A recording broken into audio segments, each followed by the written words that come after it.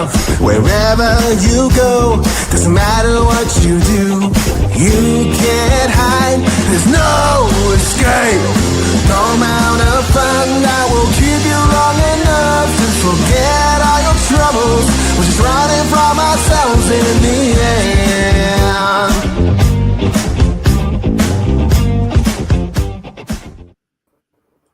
Spark Infinity. I hope you're having an awesome day. We've got another mini Spark conversation here. We had technical glitches earlier in the week and we had to reschedule this, but looks like we're finally here in the same room at the same time, virtually, of course. We've got Dawn Overstreet. How are you, Dawn? I'm doing great. Thanks so much, David, for having me here.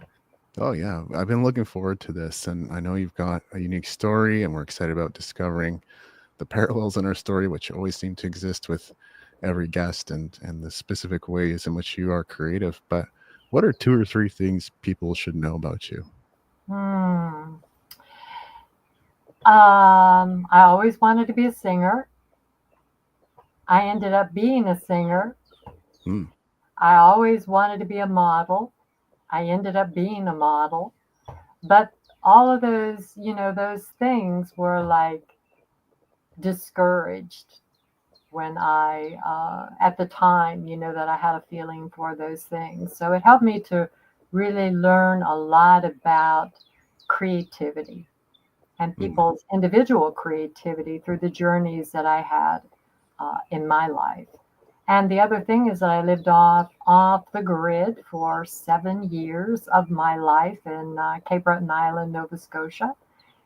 And I tell everyone that that's really what made me grow into my maturity and my inner security as a person. So a couple of your dreams came true, and I definitely have to delve more into that. But what was your connection to music? Obviously, you wanted to be a singer, you became a singer. Was there more to it than that? Yeah, it started when I was young, and I was in a choir in high school. My dream was just to sing. Every opportunity I got, I would sing. And I did a lot of solo singing and things like that. And then I decided that I was going to take off to, well, at one point, my music teacher was so inspired that I had a dream to really sing, and she saw the talent. But my parents taught me out of it, mostly my father. He was a good businessman, very serious about business, and I always appreciated what I learned from him. But he felt that music was a hobby and something that was not going to earn my way in life. And of course, I pouted and, went through the normal youthful thing. But my music teacher got me a scholarship to Juilliard School of Music. And I turned that down. And I turned it down because I was influenced by what my father told me. Though I don't feel like inside I really felt that. But the very first job that I had when I moved to New York City in my youthful years was singing in a nightclub in New York City. And that's when I began to realize that it's not a good idea to always listen to things outside of myself. It's more important to learn to listen to myself and to follow that dream. Though what happened didn't interfere with that, I ended up singing with a little jazz combo. I was in my element in New York. I did not want to join any unions. Therefore, at one point, I could no longer sing in the little club. But then that took me to my next adventure, in life, and something that I also wanted to entertain, and that was in modeling. So I learned a lot. Such a great story. I really learned a lot from that, and how quite often, and that's just one example, being young and influenceable, how that happens on a daily basis for many people. They just give up those things that they really want in life that will bring them some sense of fulfillment and joy and fun. And then years later, they've already developed a seed inside of themselves that makes them resent those things that happen in their life. And I'm I'm a real proponent of people really finding out about those things that get in the way of that so that they can go out there and sing their music, sing their creativity, or and it doesn't have to be through singing, it doesn't have to be through music, it doesn't have to be through art, but finding out what that niche is so important. And for me, it was just trying different things to get to where I am now. Hmm. What are some of the biggest lessons you learned with your father? Are there things that still stick with you? Actually, I've been able to release all of those things because I've replaced those things, but I can remember them. And that was, Hmm. he really geared me towards business, which I had a good head for, no doubt about it. Though I was more resistant toward because he took me into his business when I was 13. By the time I was 15, I knew how to run his business. And because it Um, was exciting for me, it was new. And at 13, who's not going to be excited about leaving school half a day and coming, to the business and doing those things? So he was a tremendous help to me in that area. I did not really want to go into college, into the business aspect that he wanted me to. So I went into marketing. And what I mm, found out by going into marketing is that helped me a tremendous amount because that helped me to really see the connection between all of the things I really wanted to do in my life had to be marketed in some way in order for yeah. me to find the fulfillment of that. So that was a great endeavor that I took on for that, and I will never forget that because marketing is a big thing in a lot of people's lives. So he did teach me, and I like to remember and to recall very important things in my life. And the biggest one was the aspect of business and all the different facets of business, and a reminder that business is all the same. The only thing that ever changes is the product. And he was so right about that, And so learning my product very well has always been extremely important to me. I think many artists struggle with exactly what you talked about there, which is listening to other voices. And in some cases, I think manifests as people pleasing as well. How would you suggest others find their personal expression and going after their own path? Well, I can only share my experience in that because I, being a spiritual solutions coach, what I do is I help people to really find that within themselves. But my suggestion to people is to not put aside the things that make them feel really good and to really follow that path because my mentor, my journeyman once said to me, and he said it many, many times afterwards, is that when something feels good, you need to move forward with it. If it doesn't feel good, you have to find out why, or maybe it's just not meant to be. And for me, I Mm, can really identify with that because I never gave up the dream of singing. It just came about a little bit differently than when I was younger and in high school and how it manifested itself. I never ever gave that up, nor did I give up, a lot of the other things that I really wanted to try or to do because I think the biggest thing in my life, David, has been filling up my tool chest. And what that basically means for me is all the opportunity I've given myself, whether it's in music, whether it's in modeling, whether it was in jewelry making, which I did in Canada. whether it was living off of the land way back in the woods, away from people, and building my own house and living self sufficiently on that land. It was all about finding out what brings me that fulfillment, what gives me that fun feeling inside that wants me to do more of that. And as long as I'm going towards those things that bring me that feeling, I know I'm on the right track, because it doesn't matter so much if people don't know what they want, but they know how something feels to them.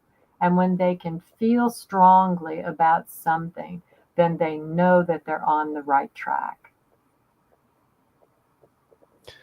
I think people could be able to find their compass in what you said. That's great. Yeah. And what are some key marketing lessons that artists should know? I think the number one is not to be afraid to be flamboyant and to really be Mm, themselves. I've met a lot of artists. I work for RCA Records. I've worked for advertising agencies. I have worked in music industry, not just singing, but in other areas of it, where I got to meet some wonderful artists. I even met Bob Dylan down in the west side of New York. I lived down mm. on Bank Street, and he was in a park one day, and I was down there with a friend, and he had this dog named Aesop. And I didn't know who he was. He was very young. I had no idea who he was. He was there with his guitar. So anyway, he immediately was attracted to this dog and started talking to it and everything. And so when we left there, my friend, his name was Sam, he said, "Do you know who that was?" And I'm like, "Nope."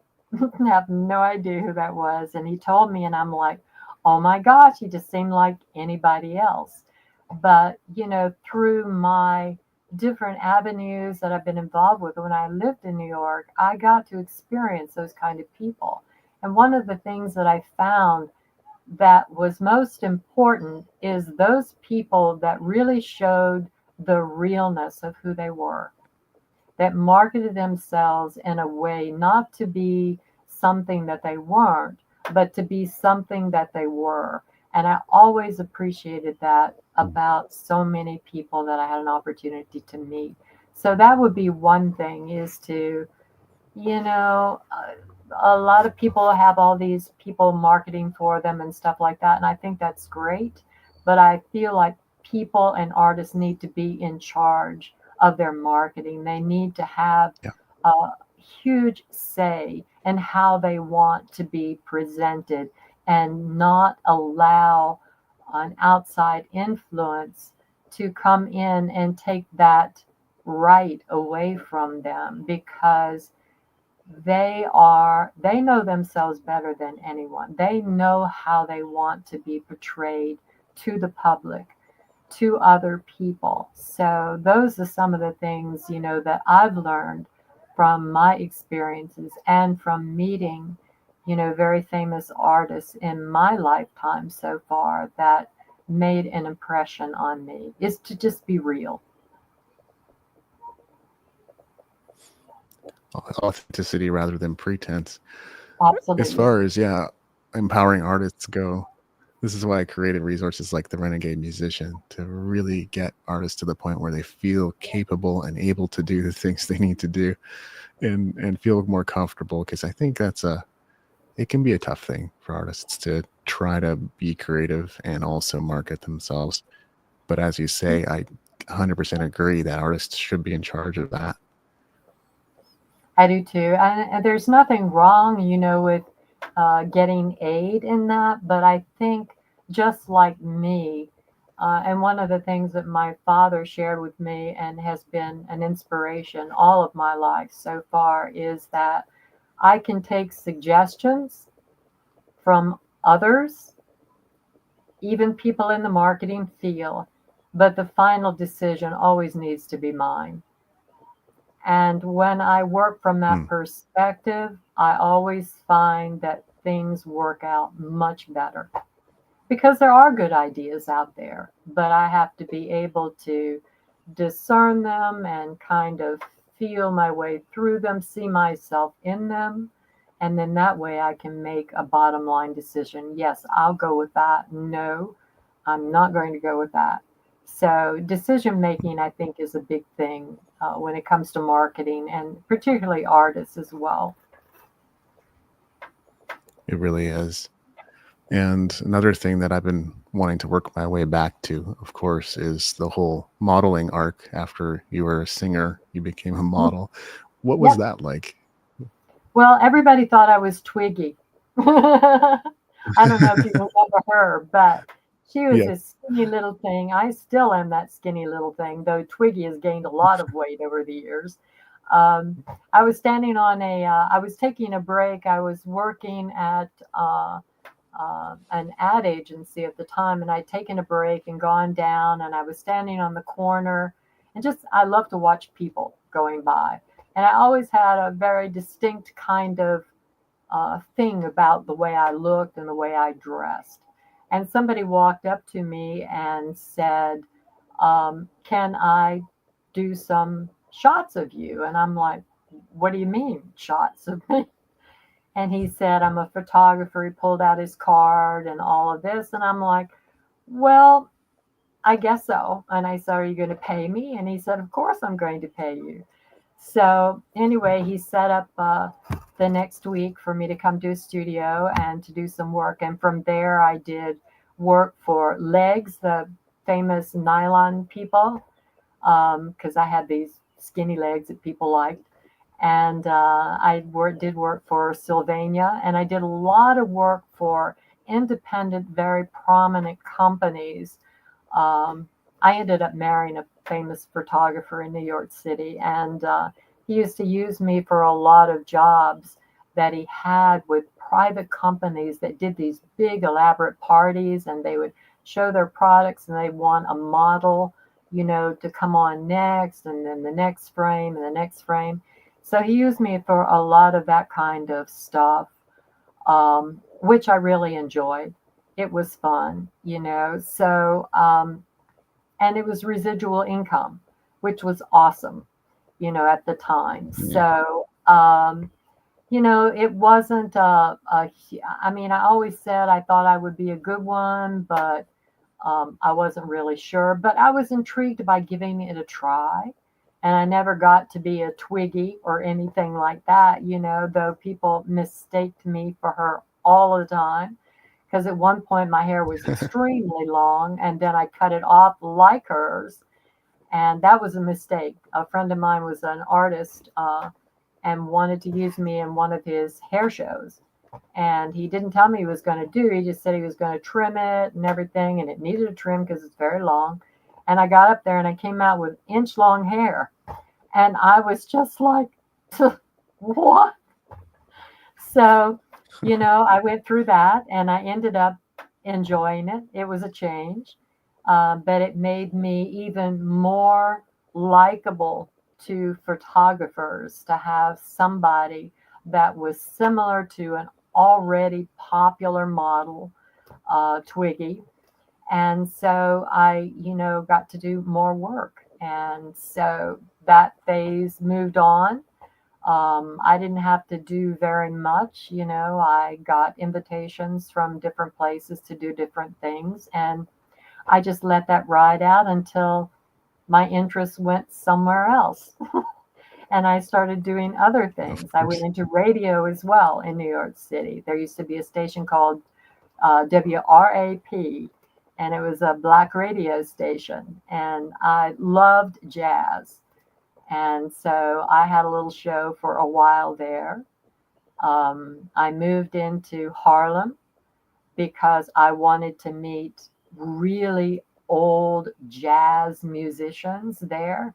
So I would go into bars where I'd be the only white person there, and I'd be having more fun because I'd see these piano players, sitting there playing with their eyes closed, probably drugged up to no end, but the music was absolutely amazing. I had a good friend who was a conga player, And he took me to all of these places, just to experience the kind of music that I really loved. What's really fascinating about, and then that whole thing is amazing, but one of the things I find fascinating about your story is I think it's almost backwards in the sense that most people probably would, not that you can plan these things, but most people probably would have become a model first and then singer, or maybe like simultaneous pursuit. But the way that turned out for you is actually, yeah, very intriguing. I'm a firm believer that things unfold in their timing when they need to happen. It's kind of like when I was telling you the Hmm. story about getting the scholarship to Juilliard School of Music, and it never happened.